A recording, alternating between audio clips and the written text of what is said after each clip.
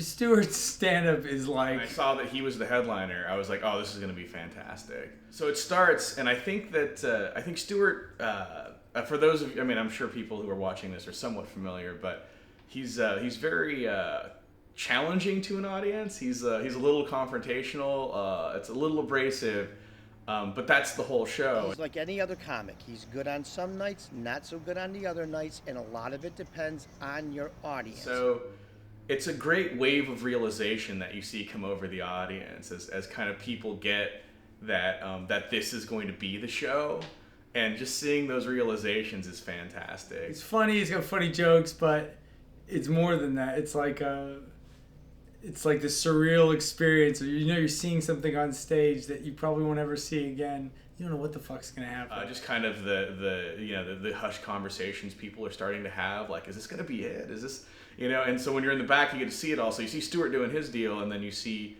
everybody else having these little conversations.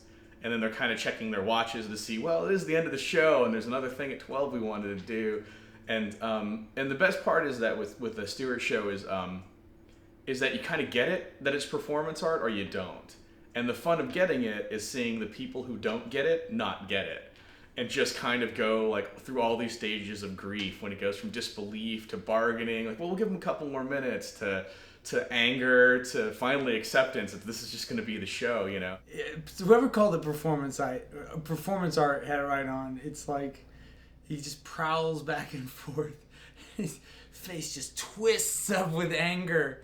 I mean, it's beautiful acting. If it's acting, I don't know if it's acting. And so, you see one or two people kind of pop up and just like, we're out of here. And that kind of gives permission to the other people who wanted to leave. And the people who dig it are just, them leaving is part of the show as well. So it's just a fantastic stream of the people leaving. It's this weird meta, Ouroboros snake eating itself, where it's the more people leave, the angrier he gets, which causes more people to leave, which the people who stay are just laughing at the people who are leaving, and Stuart's reaction to them leaving is, just heightens his animosity and confrontational, act. And so, it's fantastic. So I love watching him go up, and I especially love watching him go up last, because everybody else has had a taste of kind of pretty standard comedy, and then Stuart comes and does his thing. So it was pretty awesome. If he would just listen to me and take my advice, he could be brilliant. But I mean, it's really something to behold. And you're just at the edge of your seat going, what's this guy gonna do? So it was fun. I knew it was great. I mean, I knew it was going to be great.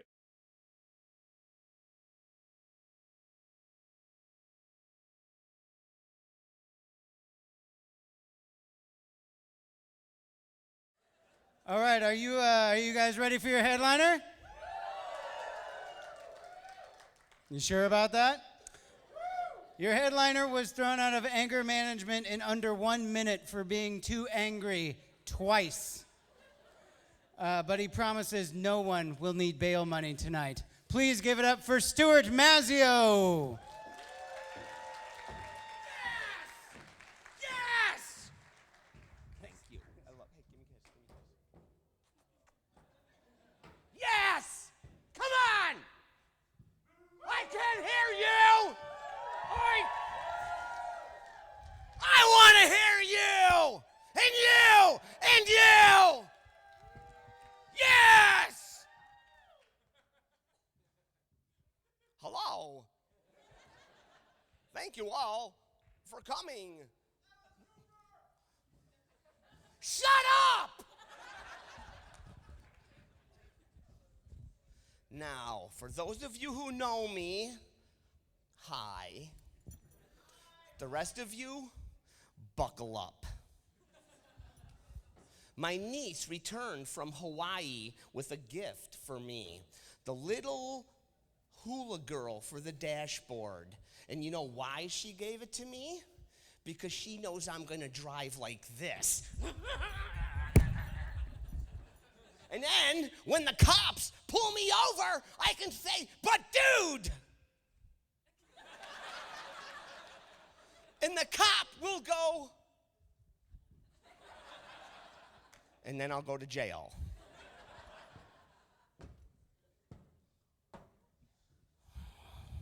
I want to start my own game show. can you beat up a 5th grader?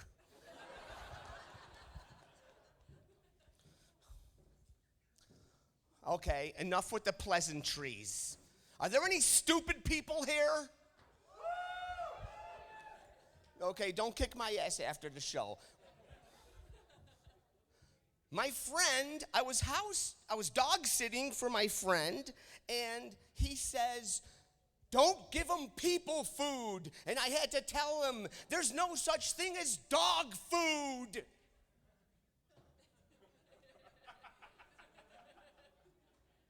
Yeah, I know a lady who said because of me, she wishes she had more middle fingers. Laugh! God damn it! I see you. I see you. What do you do for a living? Yeah. You're a model?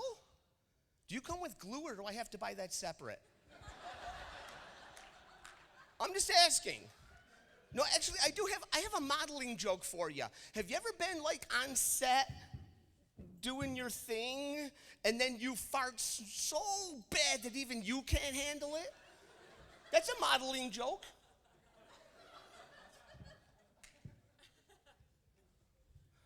Salmon fishing is the ultimate form of cock blocking.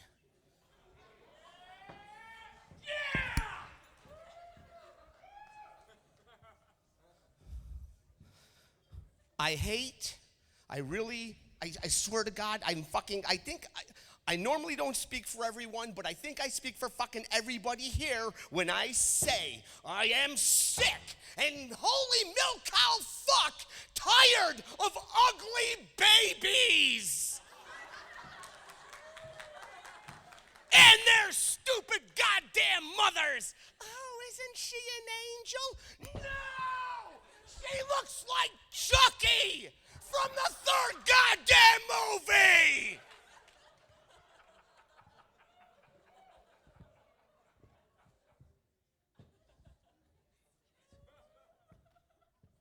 I'm sick and fucking tired of people. Oh, some questions are just too big to answer. No, they're not! Why are we here? Because we're not someplace else. What's the meaning of life? Honestly, truly, honestly, you want to know what the meaning of life is? It's not a big question. It is the struggle to survive. And if you listen to my brother tell jokes, you know exactly what I mean. Time for an impression. Who wants to see an impression? Captain James T. Kirk. Spock, don't fuck the green bitch. Fuck you!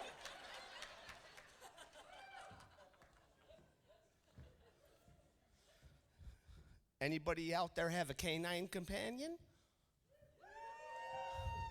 I love my dog. What are you laughing at? You haven't even heard the punchline.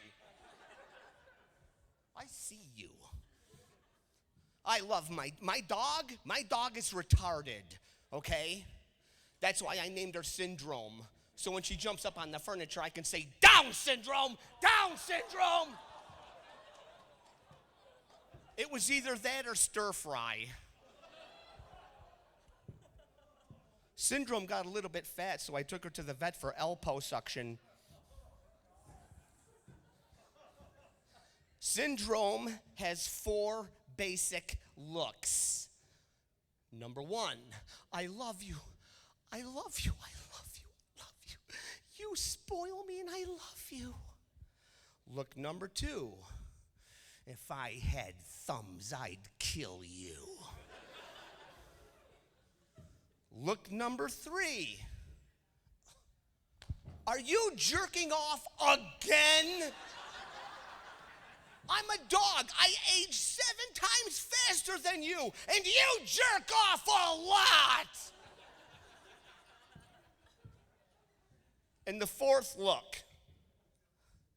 Dogs can see ghosts and spirits and stuff like that. Let me ask you something. That people are like, yeah, you know why there's ghosts? Because it's someone who had unfinished business. Really? Then how come no one's ever seen the fucking caveman and invented the wheel? I can do it better. I can do it better. I got unfinished business.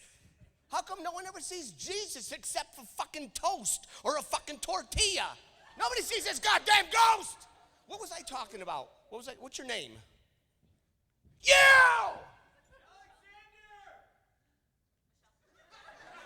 You're good. You're good. So, Alexander, you want to have fun? Next time you're at the airport, go to the information booth and say, can you please page someone for me? Because I did this. And I hate stupid people, but I love them. Because I said, can you please page Miss Enthrope? And they did it.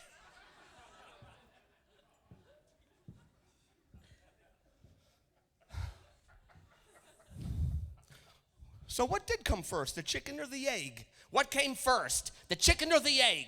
The dinosaur! Wrong!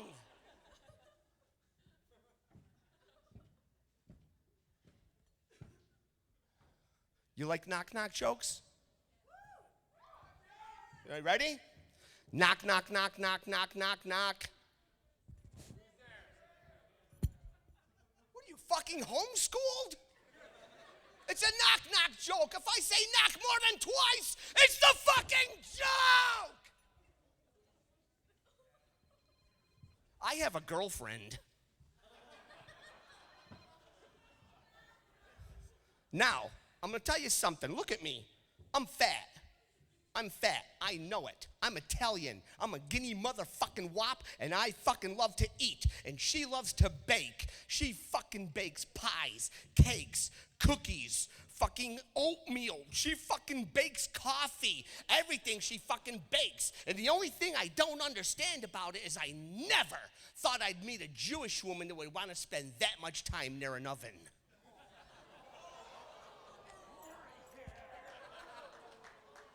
Oh, too soon?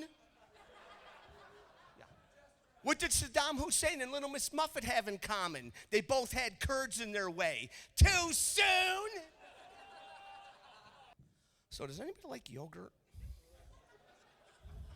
I just stole that joke because I couldn't think of my next joke. I was on my way to Comicon tonight. I'm in my fucking car. And I'm driving, and there's a box truck here.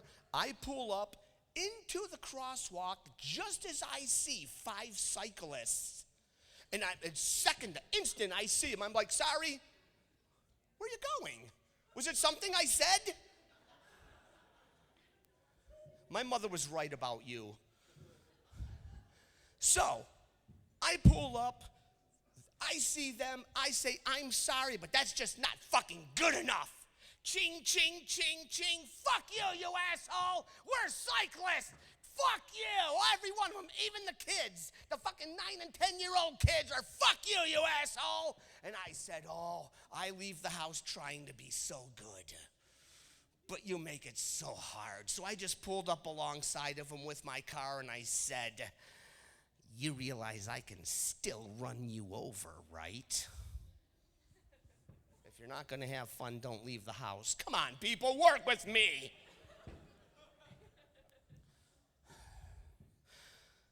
Okay, I'm going to tell this story because I look like this, and this is just a fucking great rock and roll story. Alice Cooper, Chubby Checker, Linda Lovelace, and Liza Minnelli are going up to the penthouse to meet Elvis Presley. Elvis walks into the room and says, hey, man, you're the cat with the snake, right? He's like, yeah. He's like, that's cool, man. Come here. I want to show you something. Brings him into the kitchen, puts a loaded .38 in his hand, points it at himself, and he says, I want you to try and shoot me, man. And Alice Cooper's like, no. And this little guy appears on his shoulder and says, shoot him. He's like, I can't shoot him. He's fucking Elvis Presley. This other guy appears on his other shoulder and says, wound him.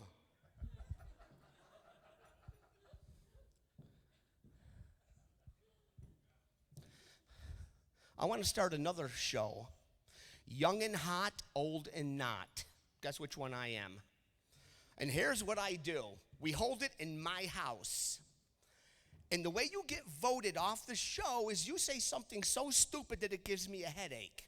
And the first season is the Kardashians. The second season is the Jersey Shore. And I'm just going to eliminate all of these fuckers for you.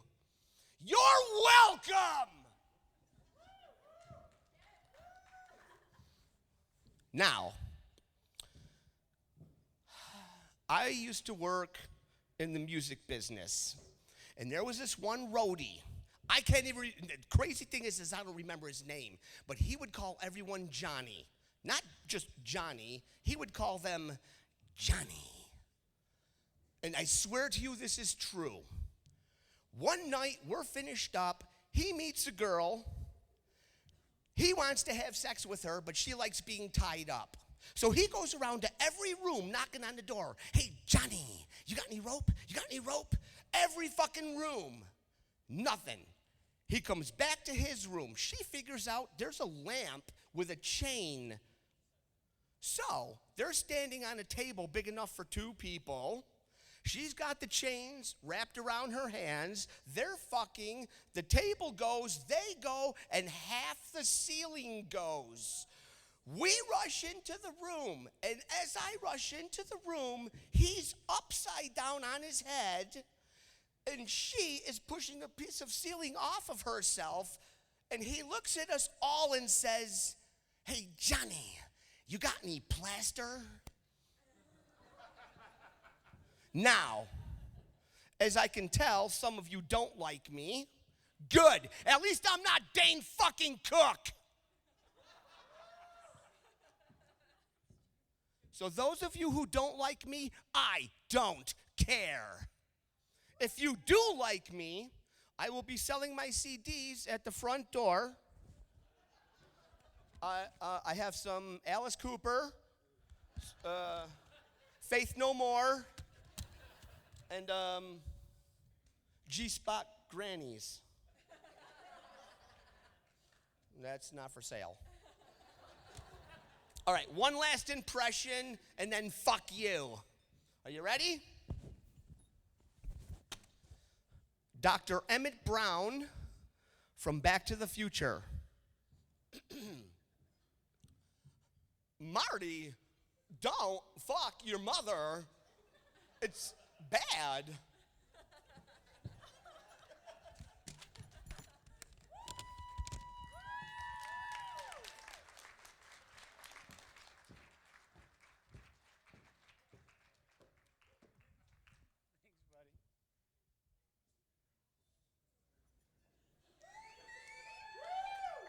Stuart Mazzeo, everybody.